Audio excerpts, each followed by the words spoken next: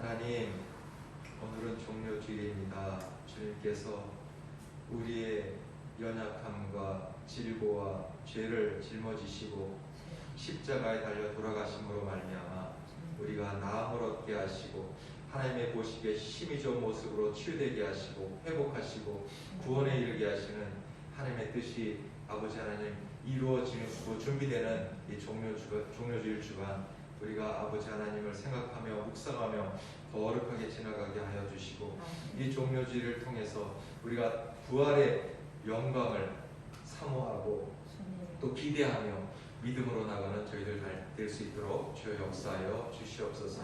우리의 삶이 때로는 아버지 예수님의 죽으심 같이 무덤에 머물러서 정말 아무것도 할 수 없는 그런 아버지 인생일 때도 있는데 그 우리가 예수 믿는 우리가 다른 게 무엇입니까? 그 무덤에서 장사한 지 사흘 만에 부활하시어서 새 생명으로 살아나신 부활의 첫열매가 되신 우리 주님을 바라보고 우리가 따라가오니 우리의 삶 영원과 범사와 강건함이 다 아버지 새롭게 거듭나는 복된 인상 되게 하여 주셔서 그 힘 가지고 주님 주신 능력 가지고 이 세상 넉넉히 승리하며 살아가는 복된 인생 되게 하여 주시옵소서. 그래서 우리의 삶 자체, 호흡 있는 자체가 하나님을 영화롭게 하며 하나님을 기쁘시게 하는 그런 복된 삶을 살아가는 저희들 다 될 수 있도록 주여 축복하시고 역사하여 주시옵소서. 여기 모인 한 사람 한 사람 기억하여 주시옵소서. 이들이 주님의 아들이요 딸입니다. 오늘 아버지 정말 주님을 사모하는 마음으로 오게 하셨사오니 이 예배를 통해 한 사람 한 사람 만져주시고 이들의 안고성을 아시고 눕고 일어남을 아시는 주님께서 이들의 형편을 살펴주시고 어떤 것이 가장 좋은 것인지 아시는 주님께서 이들의 삶에 개입하여 주셔서 그 모든 일들이 아버지 맡겼던 일들이 문제됐던 일들이 다 주님 때문에 되는 일들로 다 전환되는 역사가 예배 가운데 일어나게 하여 주시옵소서. 주께서 함께 하시고 가장 좋은 길로 우리를 또 인도해 주시고 또 그러한 은혜와 복을 더하여 주실 줄 믿사옵고 예수님의 이름으로 구하옵나이다. 아멘. 그 종료주일 이렇게 예수님께서 금방 기도하고 우리 찬양 리더하시는 분이 얘기했듯이 오늘은 종료주일이고 예수님이 예루살렘에 입성을 하시는 날이에요. 오늘 교동문도 보니까 낙이 새끼를 타고 예루살렘에 입성했다 이렇게 얘기를 하시는데 거기서 아마 나온 얘기 같아요. 그 예수님이 나귀를 타고 들어오는 그 모습을 보면서 어떤 그 천주교에서 그런 이야기를 하더라고요. 뭐 어떤 얘기를 했느냐면 아주 옛날에 천주교 마을이 있었는데 거기에 작은 성당이 있었다는 거예요. 작은 성당이. 거기서 당나귀 한 마리를 이렇게 키우게 되었는데 그 당나귀는 어느 때 쓰는 당나귀인가 봤더니 그 대축일 날 예수님 그 미사를 드린 후에 그 마을 주변을 이렇게 행렬하는 그 마을 주변을 이렇게 도는 그런 일들이 있었다 그래요. 그때 그럼 그 나귀가 뭘 하냐? 그 나귀 등에 예수님 상이나 성모 마리아 상을 이렇게 나귀 등에 얹는다는 거예요. 그리고는 그 마을을 이렇게 한 바퀴 도는데 그때 이렇게 돌다 보면은 마을에서 일하던 사람이나 다 그 예수님 나귀 위에 실은 그 예수님 상을 보는 이들마다 다 어떻게 해요? 고개를 숙이고 존경의 마음을 표하는 거죠.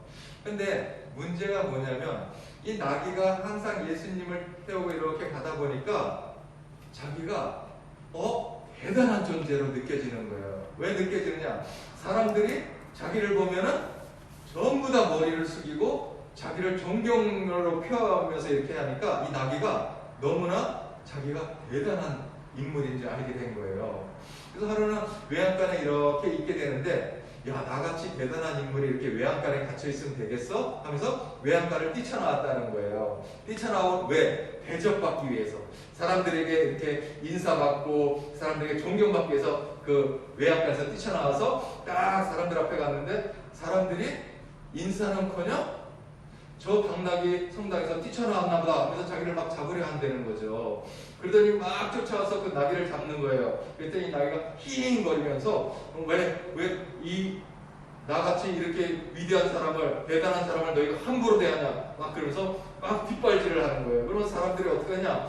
더 매를 들고 때리면서 그 나귀를 그냥 거칠게 다루면서 외양간에 다시 가두었다는 거죠. 그랬더니 나귀가 슬피 울며 이를 갈며 분해했다는 그런 이야기.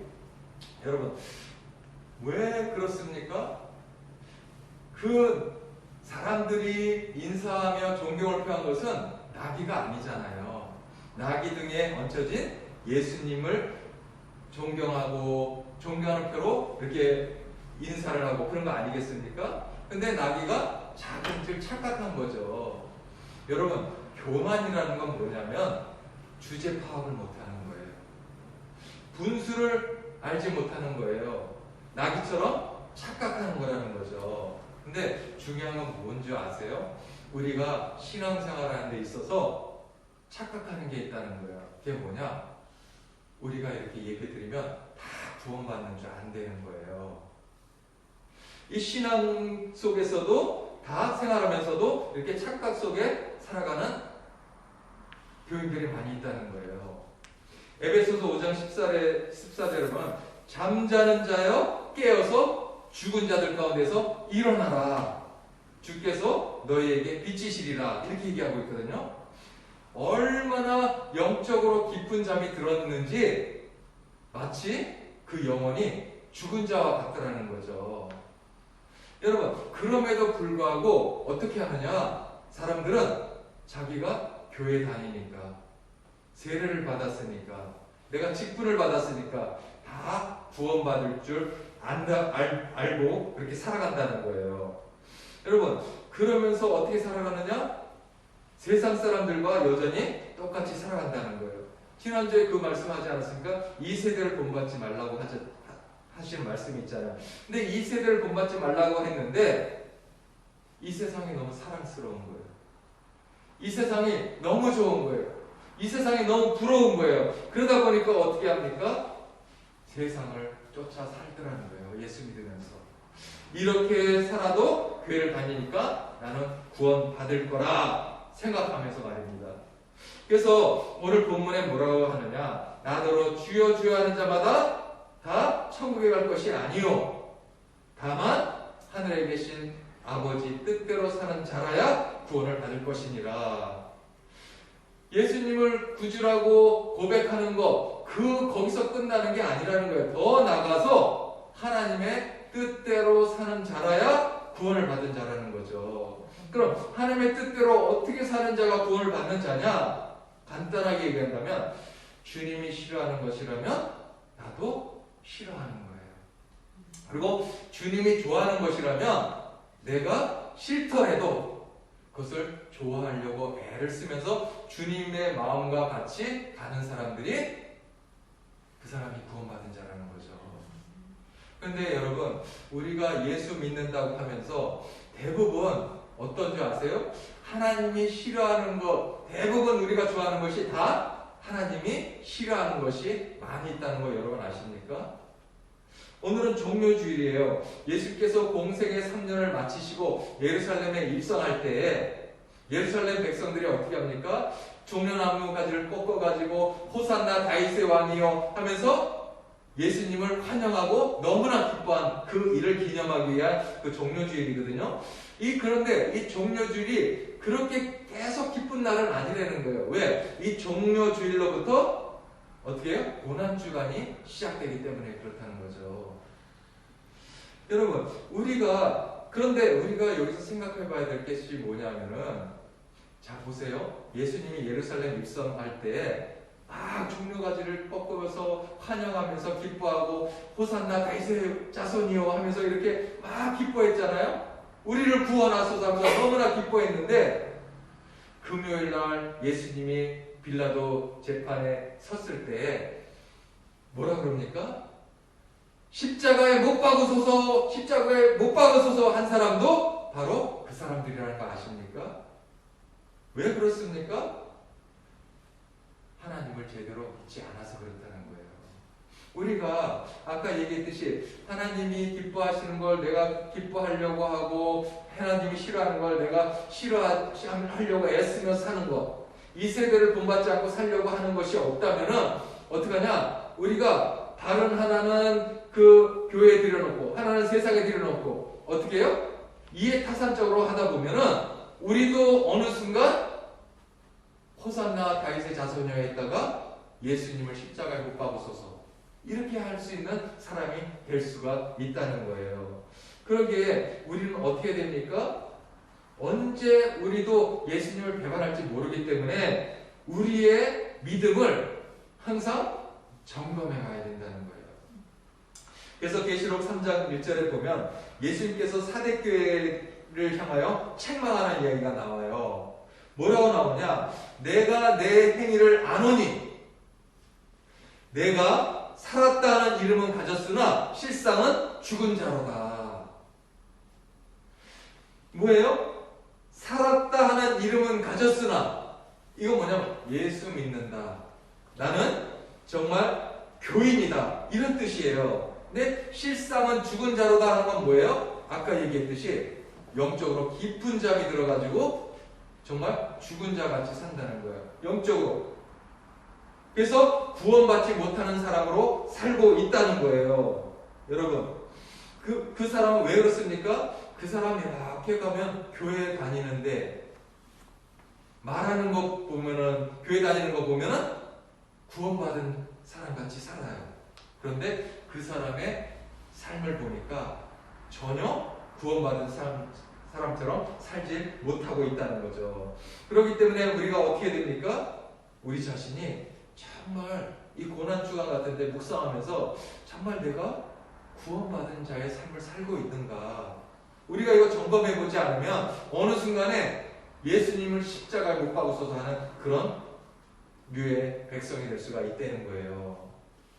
여러분, 예수를 믿잖아요. 예수를 믿으면 어떻습니까? 예수 믿는 자에게서는 예수 믿는 삶이 나와야 된다는 거예요. 예수 믿는 자에게서는.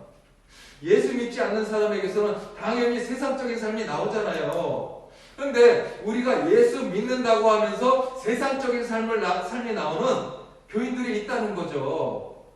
우리가 돌아봐야 된다는 거예요. 나는 진정한 호산나 다윗의 자손이요 하면서 그 주님을 기대하고 그 주님을 믿고 살아가는지 우리가 점검해 봐야 된다는 거예요.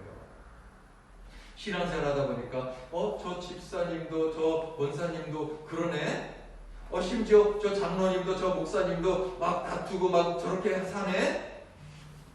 그러면서 자기 마음을 위로받는 사람이 있어요. 이거 절대로 안 돼요. 그 사람들 보면서 신앙생활 하는 게 아니에요. 하나님을 보면서 하나님의 말씀을 보면서 그 말씀대로 살려고 애쓰는 사람이 정말 진정한 하나님의 백성이라는 거죠. 그런 사람은 어떤지 아세요?